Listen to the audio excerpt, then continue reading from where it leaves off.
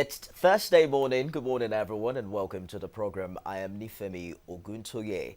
As the second term of the Muhammadu Buhari administration commences, attention is drawn to security this morning as we look at how it has evolved in the past couple of years and what needs to be done in his second coming. Insurgency, as we know it in northern Nigeria, has evolved into armed banditry. There is cattle rustling, kidnapping, which seem to be a main challenge for everyone across board in the country. The human rights angle is also very relevant when you bring to mind the position of Amnesty International and other civil society organizations as regards the operation of the Nigerian military in that part of the country. Is Amnesty a clog in the wheel of the military's progress? It's a big question that is quite debatable amongst watchers beyond in and beyond Nigeria. We're also going to touch on several other issues as relates to police brutality, trigger happy men,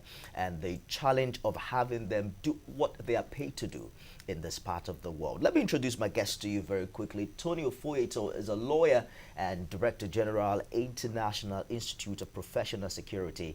Good morning and thanks for joining us. Good morning. Thank you for having me. Ademola Adegoke is a public affairs analyst and a communications expert. It's good to have you on the show today. Good morning, viewers at home.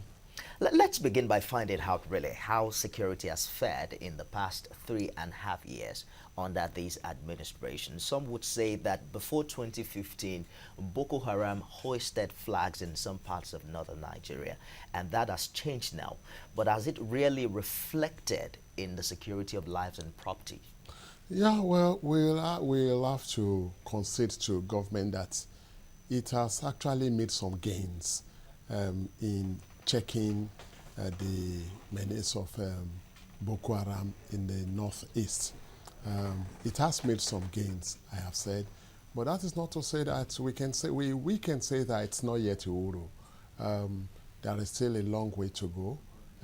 Talking about the security of lives and property, even in the northeast. Boko Haram is not, they still, you know, as recent as 2 days ago, there was a report of an army commander and some soldiers missing after Boko Haram attack on an army formation. So it's not yet Uhuru, even in the northeast.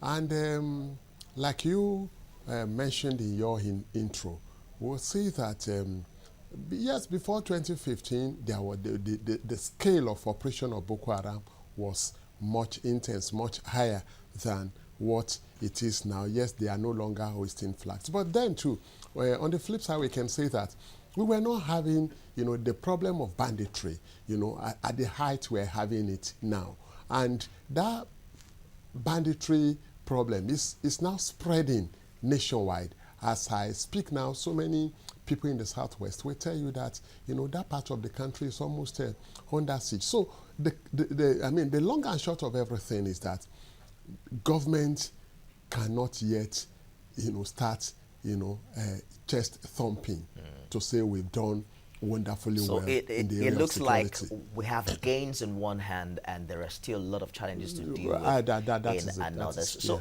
our defense correspondent has been following troops operation in Borno State for a while now. He spoke to us last night around the border of Sambisa, and he's been reporting some significant progress made by the Nigerian military. Do you think that the successes of this troop has been underreported in some cases vis-a-vis, or would we say that their efforts have been shrouded in the growing insecurity across the country? Well, let me first of all start by saying well done to the military and all security agencies, because like I would always say, it is easier to analyze than to go to the battlefield. Now we sit down in studio and we analyze, but the truth is that there are casualties in the military formation. So looking at it from that angle, I would give them a high level of kudos. They paid the supreme price to maintain the peace in the nation. Having said so, I think that as it is now, like he rightly said, we are not really getting, I am sorry to say this, but I think the military is not really getting it the way it ought to. There is always a strategic approach to battles like this. It's a guerrilla warfare. And guerrilla warfare, what you use the most is the instrumentality of intelligence. Much more than the battlefield. Now you win the war from the intelligence table first before you go to the battlefield. Now, what intelligence will tell you is the type of people to go, when to go, how to go it, what to do when you get there. Now, this is what intelligence will help you to break down. I know that they have their own level of intelligence, but the intelligence, to my own understanding, is mixed with a lot of variables that seems to distort their operational capability at the end of the day. One of such is religion, another is political sentiments, ethnic sentiments, and of course international influences and infiltrations. Now these factors together, and I think that the military formation should now begin to understand the fact that, look, when you are fighting a war that has to do with terrorism, it is not just a domestic affair. I've said it severally on this station, and good enough, the military have come to terms with the fact that some of these NGOs are actually accomplices, participants, criminals. I was shouting it at a time here that there is no reason on earth why any NGO, be it United Nations or any NGO, will have a direct flight straight to the camp of the terrorists. And there is no military, no SSS, nobody inside the helicopter or the jet in the name of an international NGO. You don't know what they go there to discuss. They go there to give them drugs. They go there to give them a lot of things, all in the name of international whatever. I said, look, when you feed a nation's enemy, whosoever feed that enemy is the enemy of that same nation. It is not an excuse. In actual fact, it is even better if the government and the military would now be able to sit down, not just to say we are banning some of these NGOs and the like. Sit down and look at who are the protagonists, who are the sponsors of these NGOs. Let's take Amnesty International for an example here. It seems to have been talking about the human rights angle to the onslaught against insurgency in the Northeast. I have my own big reservation on Amnesty International. Whatever anybody will tell me, I've always asked the question, to what extent has Amnesty International been enthusiastic about, propagating the gospel against Boko Haram, against violence in the country? The only thing you hear are reports that are indicting them on our military. It has a psychological impact. Are those reports accurate? Yes or no? Well. My own take on Amnesty International reports is this: if I'm your friend, and I see you doing a wrong thing, I think the first thing I do is not to go out to the marketplace to start broadcasting to people what you have done wrong. I need to have engaged you to say, this I have seen that you are doing wrong. Can you, make some amendments? It is only when you have failed, to make some correction on those observed errors that I can now say, oh, I've talked to him, he's not listening. Most of the times when Amnesty goes public with its report, the question needs to be asked, has it engaged the military high command on observed errors, and lapses in their operations? So because I want to believe that, if Amnesty International is actually, a partner in progress, you will not go, to the public, you will not go public with reports that, like he has said, that can have serious, psychological effect on the morale of the What military. is the implication of reports like this on the military? You know, just recently the media had to up its game in celebrating, you know, the men and women who are risking their lives to safeguard the sovereignty of our nation. At one hand, is the need to make government accountable in prosecution of I this was war. also going to say this. I was also going to say this. Before we talk of the psychological effect of such reports, we also need to ask Amnesty International. You talk about, you know, human rights violation by the military. Has it also had on, you know, total disregard, you know, for human rights by the insurgents? They don't even, these are people that have excused themselves from all known norms of propriety.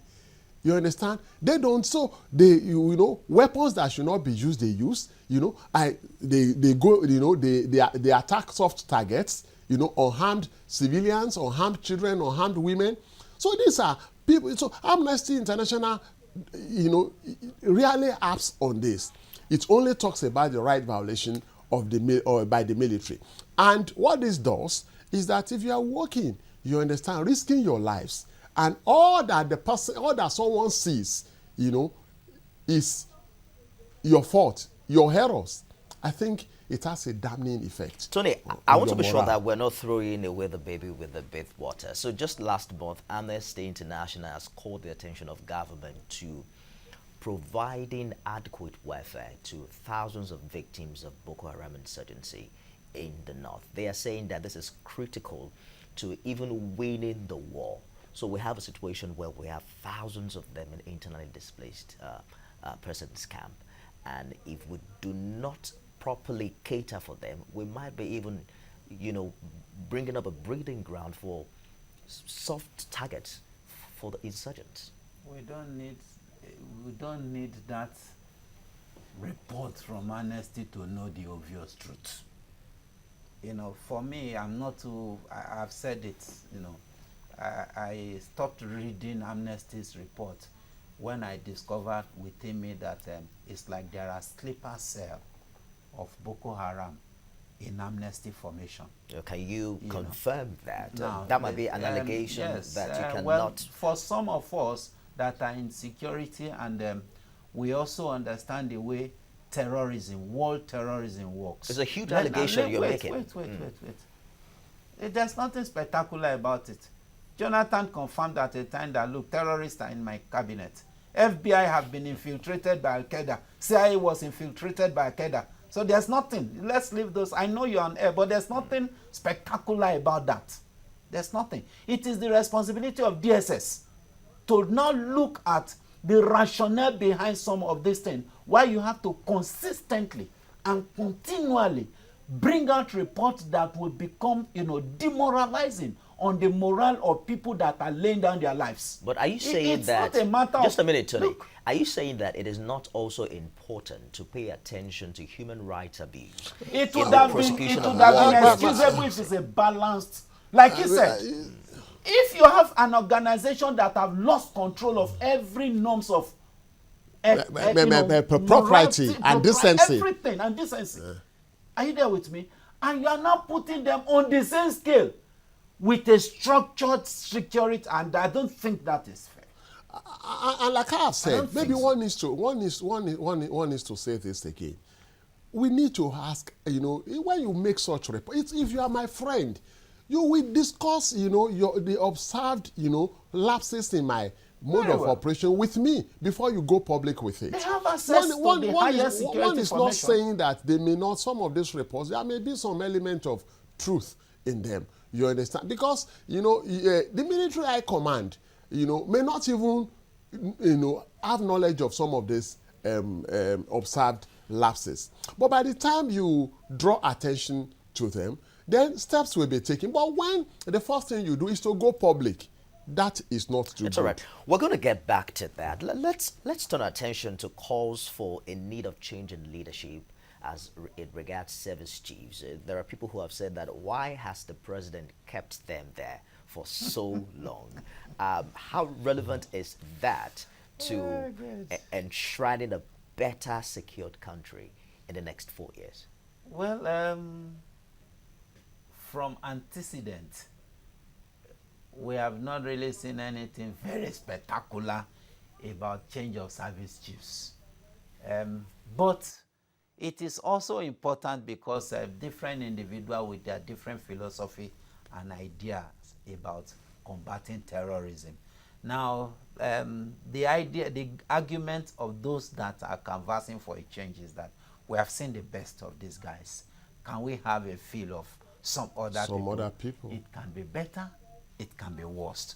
But the main thing is on whose table the bulk of the decision, and that is the commander-in-chief.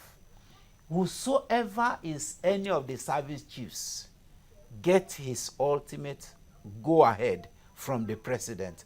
So the political will of the president is more important than whosoever occupied those offices. If the man is saying from every information intelligence that we have, Your Excellency, we have to level this place. If Mr. President say, no, you cannot, I'm sorry, you cannot. So it is not just to say, let's change the service chief.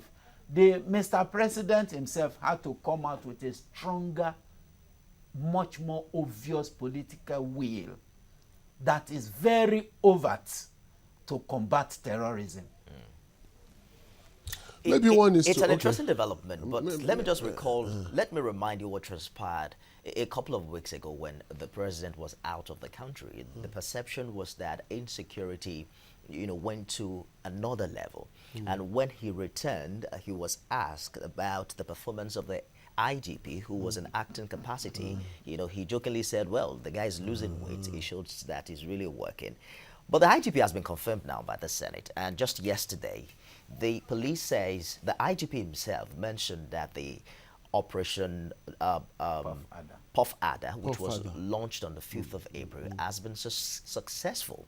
About 2,000 suspects have so far been arrested for kidnapping, armed robbery, murder, and courtesy. And he calls for other tougher legislation, as it were. Do you think that things have improved as regards to kidnapping, armed banditry like we have it in the past couple of months? If you ask, I made allusion to the situation in my own part of the country, and probably I should say not just my own part of the country, my own part of, the southwest, the Oshun, Ekiti, Ondo axis. The situation there in the past 3-4 weeks has been, terrible, very, very terrible. And so I don't know how you want to convince people in that side of the country, because you see that even a road as open, as open as if Ibadan road, bandits operate there, barefaced, so to speak, with reckless abandon, kidnapping and all that. So it will be so difficult for you to convince anybody that things have improved. Perhaps, they are making more efforts, but those efforts need to translate, into results that people can feel. People will know that they are working when you can, travel, to any part of this country without any fear of being, waylaid by some kidnappers. So, but talking about whether, like he said, talking about the change of guards now of secure by the president, changing this service chiefs. I want to say that I have always been a system and procedure person, and I believe that when you have a working system well in place, it does not matter who runs. You understand? So I would rather want to emphasize on having a well-entrenched security system. He talked about intelligence-driven security apparatus, much more than just, talking about maybe this, what you can call, showmanship. When you talk about intelligence gathering, he mentioned certain variables earlier. All of these variables are based on people participation, how much cooperation security forces can, garner with the people at the grassroots. How much confidence do you think that people still have in the military and the police and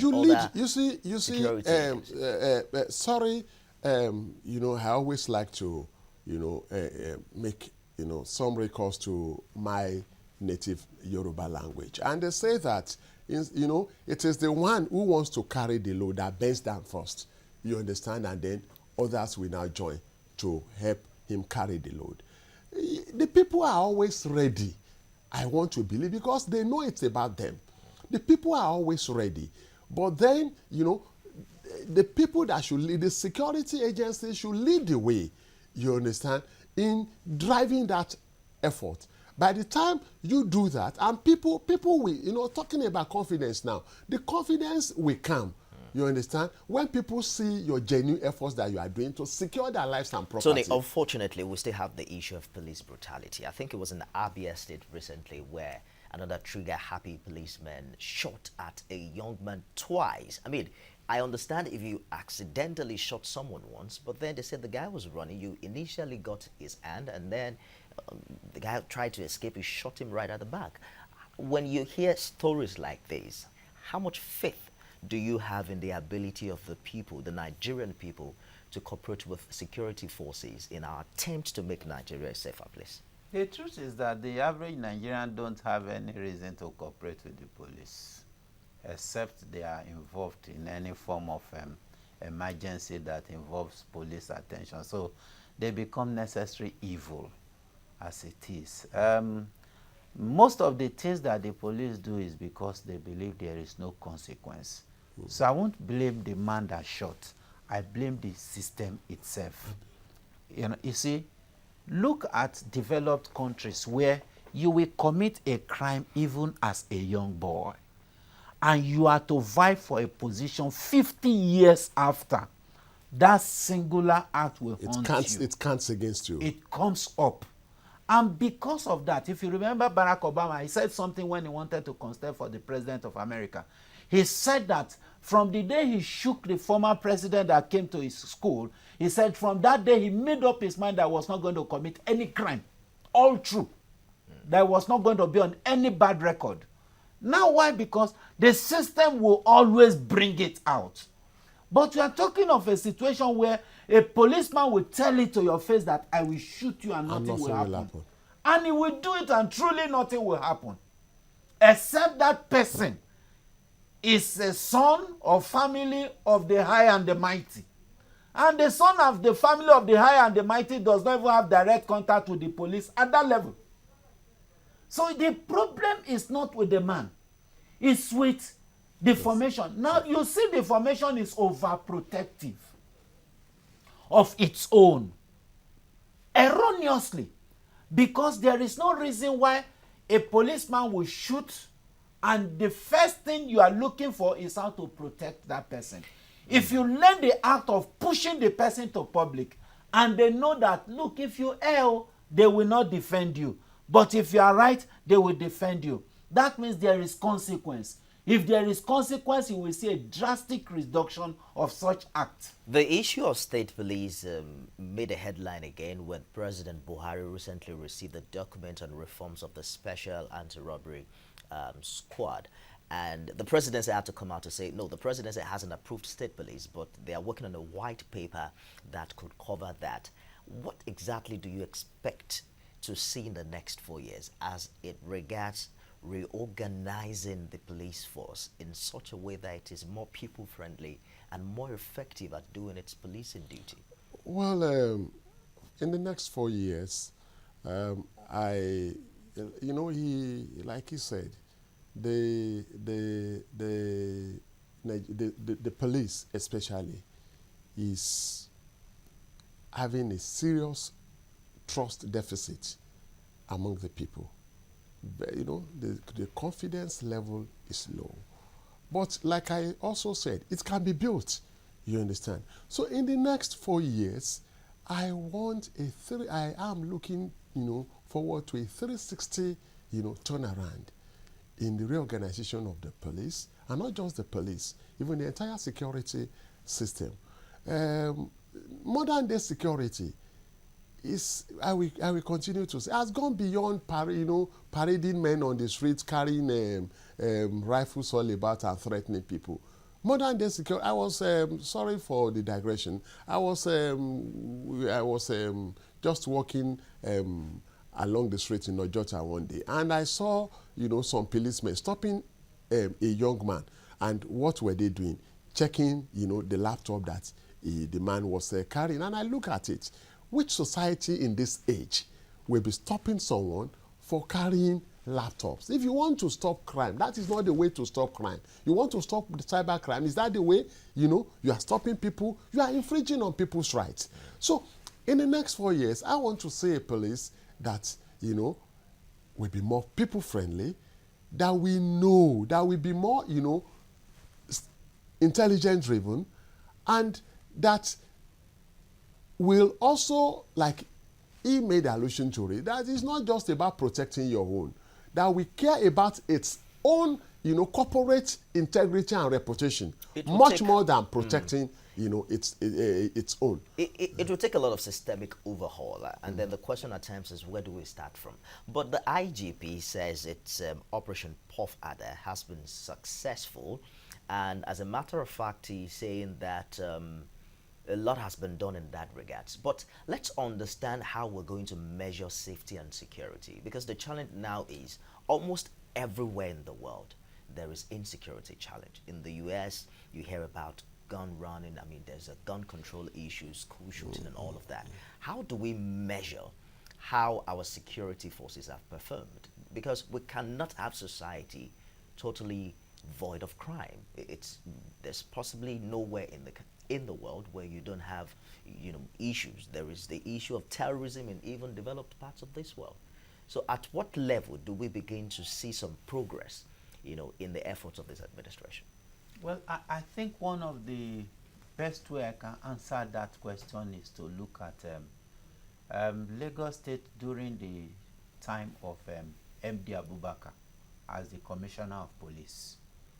Now he said something. He said, I don't have museums for armed robbers. Before that time, there was daily occurrence of armed robbery. From his time to the time of Akpoibo, the rate of, that was during the time of Tinubu or so as the governor, the rate of robbery statistically dropped with almost 60%. Why? Because there was a deliberate, intentional, and conscious effort to bring it down. To the extent that armed robbers had to run to neighboring states like Ogun State, Oyo State, and the like. Now it got to a time that an average Lagosian could sleep peacefully. Now at that time, the measurement of security was reciprocal. You can see it. It speaks for itself. Now, you and I, we are not in the northeast. We feel so insecure as if we are in the northeast. Why? Because almost on daily basis, we feel it's moving closer. It's moving closer. And you can see example of, it's just a matter of change of nomenclature. Boko Haram in the northeast, in the central, this thing is banditry. Then in another place, you call it whatever name you choose to call it, Fulani headsmen. You see these three different nomenclature. They are all the same. It's just a matter of using propaganda to. But we are looking at a situation where if the day you will comfortably travel on road without fear of being kidnapped or of being robbed, that is that day that you begin to measure security on your own. It is not what the IG tells you. It is what you yourself can measure on your own. When you feel safe to go to your village without the fear of being kidnapped. It is true that in other crimes there are crimes, but you see that that crime has not in any way impeded on their confidence to move to whatever and wherever they choose to move to, because those crimes are random. They are not persistent. I get your point. Persistent. So the IG now wants tougher legislation against kidnapping, banditry, including possible seizure of assets linked to illicit process from the crime. We've seen states where the death penalty has been passed for kidnapping. How relevant do you think these legislations are in curbing crime? You see, it's one thing to legislate. It's another thing to have the willpower, to really enforce what you have legislated.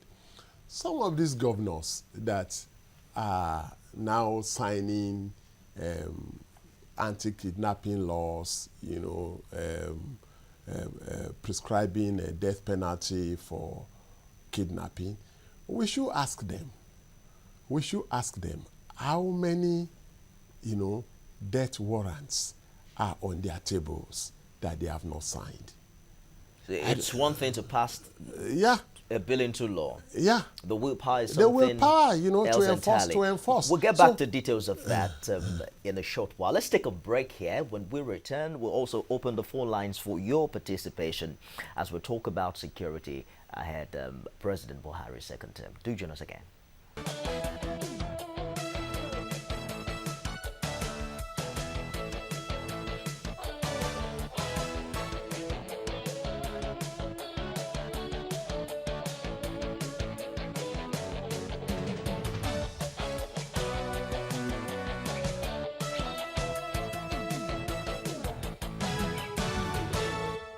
Welcome back. You're watching This Morning, and we're talking about agenda setting for President Buhari's second term, looking precisely at security this morning. Tony Ofoyeto and Ademola Adegoke, we've been having some interesting conversation here. Thank you, gentlemen, for coming on the show.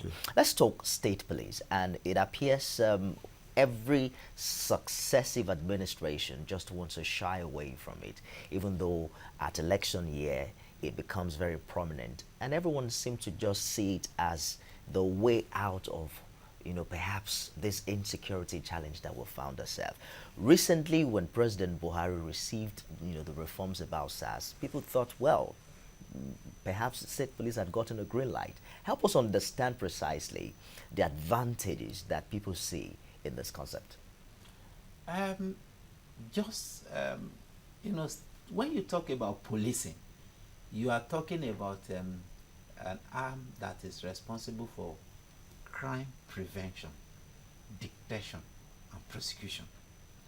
Now, crime are domestic, apart from when you have mercenaries and the like. The psychology of crime is such that an average criminal will commit a crime within his own familiar terrain. That means that if he's going to commit a crime, he will commit a crime in his domicile area or area he's very familiar with. In other words, the proximity, the scene of crime and the criminal or the offender, the proximity is not too far. Now, it also means that for you to be able to now attend to such issue, the proximity of the security, the police formation must also be close enough. And now we're talking about proximity here. We're not talking about stations. You are talking about cultural orientation. You are talking about traditions. You are talking about beliefs. You are talking about language. Now, these are all what you bring together to talk about proximity. Now, that was what led to what the police is talking about, community policing now. But the truth is that community policing can never succeed in any federal system of policing. Community policing will only be successful under a state policing system. I'll give you an example. In each locality, you have forests, you have farmlands and the like. The kings, the obas, they know all their forests, no matter how big it is. They know the type of god or idol they worship in those forests. They know what transpires in those forests. So let's take, for example, you have a criminal hideout in a forest. An oba or the bale or the emir knows the exact place where that threat most likely will come from. There are hunters in those localities that can be able to also do what? Understand the topography and architectural layout of such forest to be able to know where to go, where to pass, where you have the But stream. the challenge, Tony, will now be listen, that. Just a minute. Let me ask you this as a follow-up to your trend of thought. The challenge would now be, what if the stakeholders like the Orbas are complicit in crime? So how does a community policing now system listen, tackle that's that? what I was trying to. You see, in the new security architecture, if you ask me, I would tell you that the traditional rulers should be given a role with penalty. If you look at what happened in Rivers State recently, Wike called all the traditional rulers and gave them a marching order that if he hears of any issue of kidnapping within their domain, that he would dethrone them. Now, if you observe that from then till now, the rate of kidnapping, just observe it. Statistically, look at the way it dropped. We saw that happen in Lagos too, under the former commissioner. Thank you very much. So you would discuss. Look, I have personally been a strong advocate of why do you have the Orbas and you are not bringing them to answer to some security problems within their domain. The cult boys, for example, the armed robbers and the like. Are you telling me you don't know them within your kingdom and the like? Because they use them for land grabbing. I'll get back to you on this very quickly. It sounds beautiful, like a plan that will work. But then, how do you give power to the community to police itself when the people who are in charge of such community are complicit? Perhaps they even, the godfather for the criminal warlords in those areas. I don't think that, you see, that is not so strange. The community itself, even when the person involved is, high up there in the community knows how to, put such people in check.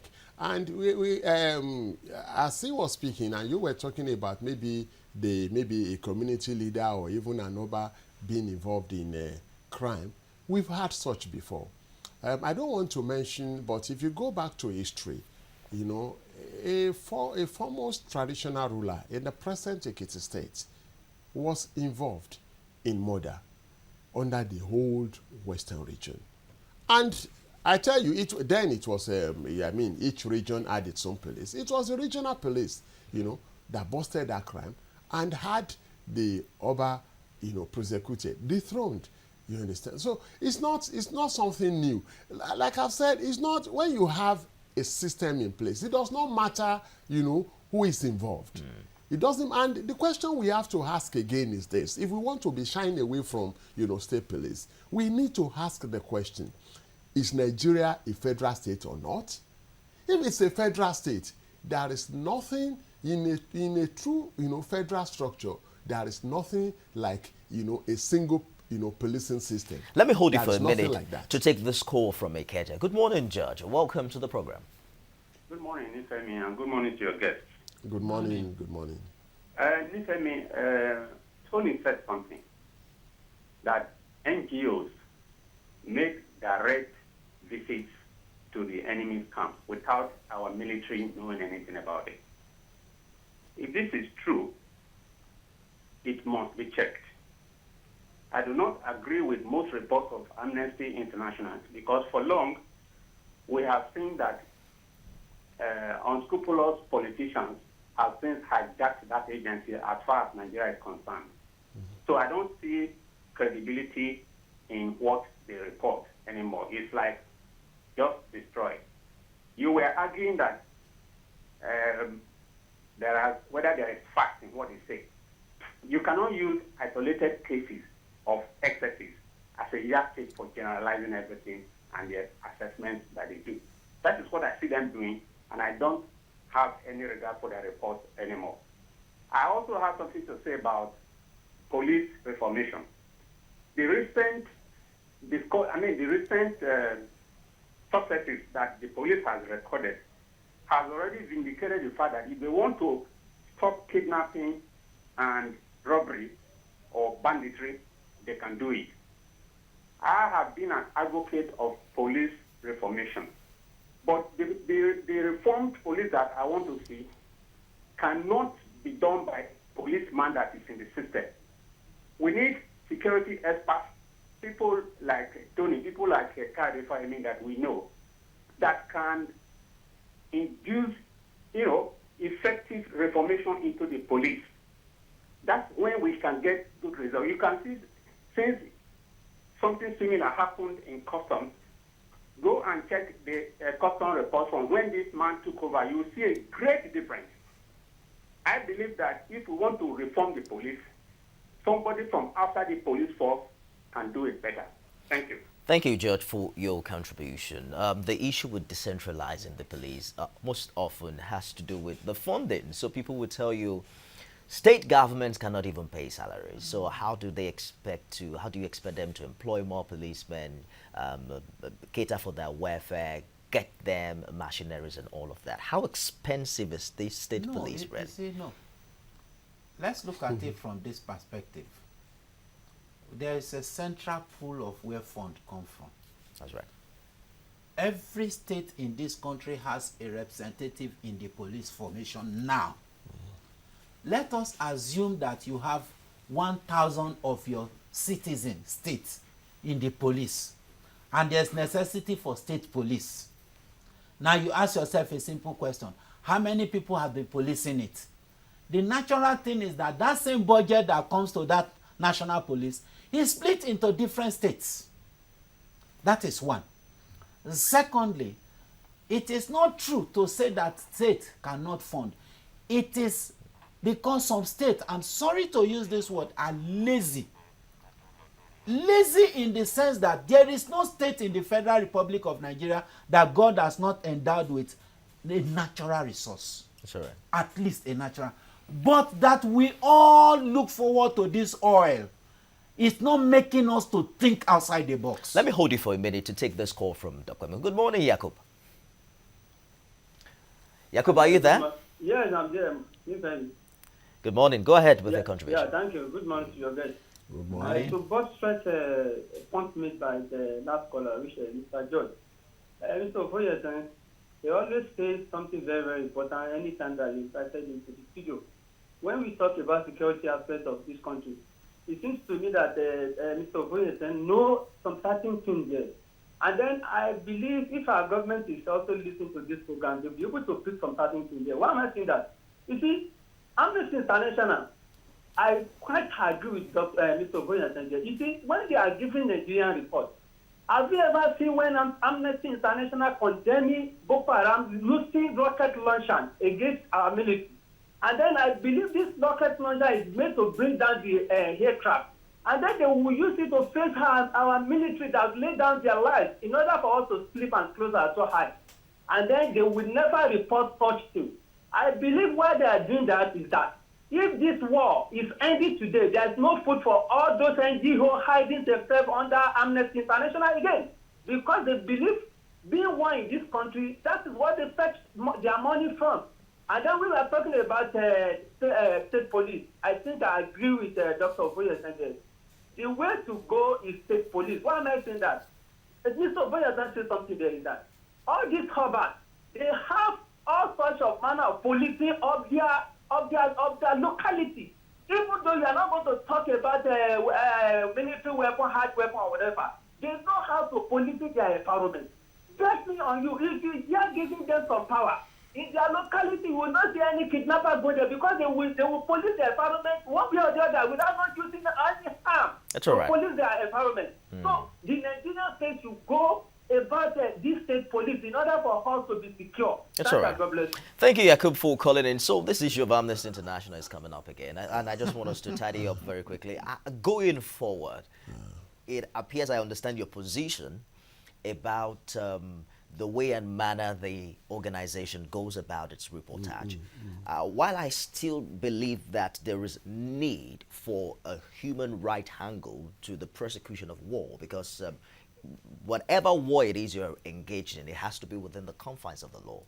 You have to pay attention to civil life, you know, in those areas. But going forward, how do you expect government and all of these non-government organizations to work together as we fight insurgency? Yes, Nifemi, permit me. I will answer your question, but permit me to veer off a little. Please do. You know, into this issue of state police. I still have to, because the idea that states cannot fund police, police forces of their own, I don't agree. Because see, we need to ask the question. Even now, some states are spending more, on federal police than, federal police command in their states than even federal government does. Take Lagos State, for example. If you see the Unfortunately, level of not many states in Nigeria so can be compared to Lagos. There is no in the area of funding. There is no state that does not fund the federal police. There is no such state. But they do not do that primarily. I mean, they just support buying some vehicles here and there. By the time it's your own, by the time you have something of your own, what you are spending for the federal, I'm even of the opinion that maybe part of the reason why the move for state police is facing this challenge is that it will, the federal police, the federal police the state police will become much more effective. Let me hold you for a minute. So, Joshua is calling us from IREWOLEDE in Ogun State. Good morning. Good morning. My greetings to Okuyori and I greet your guests. I want to align with the fact that the security architecture in the country is long overdue for restructuring. I think we're carrying a dead weight. Like the Nigerian police, for example, it's just like that local police we've always had. The situation where adults are even afraid of the police, they cannot be successful, and there is no way Nigerians can cooperate with them. At my age, I'm over 50. When I see police guys on the road, they are trying to undress you. They are trying to intimidate you. They are trying to make you look like a criminal. So you are already afraid of them. So I wonder what younger people think about. So we have a very, quite a heavy load with the kind of police system we have. I think it should be restructured. And concerning the Amnesty International, are they trying to say one life is more important than the other? I always ask myself, when Boko Haram kills our soldiers, there is nothing, no alarm is raised, nothing. But when they say soldiers kill Boko Haram, you now start hearing human rights. Which life is more important than the other, the Boko Haram life or that of the soldiers? So I think Amnesty International should be balanced. They should advocate for quelling the excesses of the Boko Haram, and where our military err, they should raise the point too, but there should be balance. Thank you. Thank you for your contribution, Joshua. So maybe quickly I can now answer your question on, going forward, the kind of engagement we that should, exist between Amnesty International and the Nigerian government or the security agencies. One, there should be constant engagement. There should be, you understand? And I expect that, like I said, anytime the Amnesty International sees something that is wrong in the operational mode of the military, it should first discuss with the high command of the military. It is only when, it has not taken any action about those lapses that it should go public. And also the military should also, rein in, its the excesses of some of its members. We know that majority of them are committed. Majority of them are so dedicated to their duties. But you always have isolated cases of people, going overboard. and doing what they are not supposed to do. But I when get we the have point. such cases, the military should, rein in its members. Let's take this last call from Sokoto very quickly. Hello, Abdul. Abdul, are you there?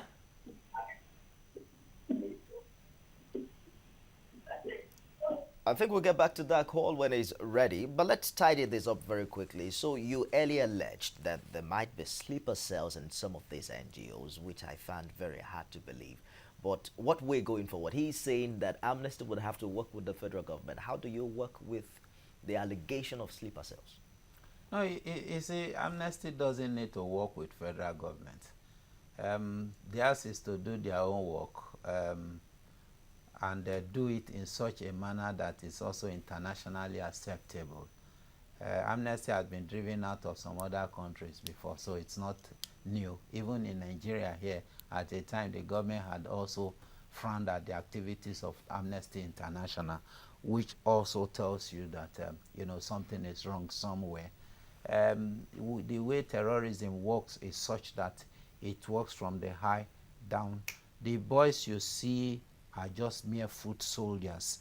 You have, when we talk about sleeper cells are people, that are sympathetic to the cause of a terrorist belief, but are not necessarily on the field.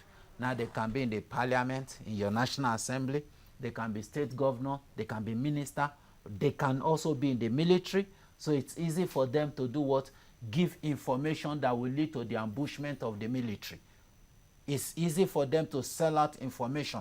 You understand? Not just like that until it gets to the foot soldier. So that's why we say that at times when you want to talk about security architecture, you also look at a holistic overhaul. I'm sorry, I'm going to hold you again. Let's try this call from Sokoto. Hello, Abdul. Are you there now?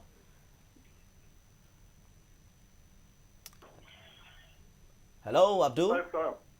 Yes, you have 30 seconds. Go ahead with your contribution. Yes, hello, good morning, sir. Good morning. Go ahead, good morning, Abdul. Sir. Hello. Go ahead with the contribution. Good morning, sir. Hello. We are all with you. We are all with I you. also speak in respect to the state police. All right, go ahead. You have 30 seconds. I'm speaking in respect of. Okay, I'm speaking in respect of the state police. State police. All right. Please, we know the security is.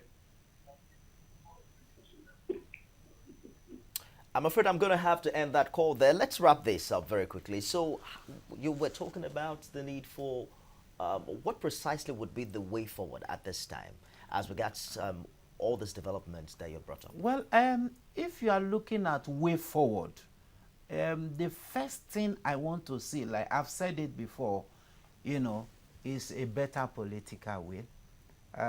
A security architecture that is holistic to the extent that it's able to also curb, free movement of foreigners in the country, which today is a major problem, a very big one. Now, when you hear of banditries, you hear of Fulani attacks and the like in the forest and the like, statistically many of them are not Nigerians. Now, what is the government doing about that? That's right. How do you feel when somebody from Niger, from Chad, from Libya will pass, the routes all in the name of cattle rearing and will go to your villages, rape the women, kill people, burn villages, there are thousands of illegal borders in the country. We can't exhaust this in a 1 hour show. We'll continue this conversation subsequently.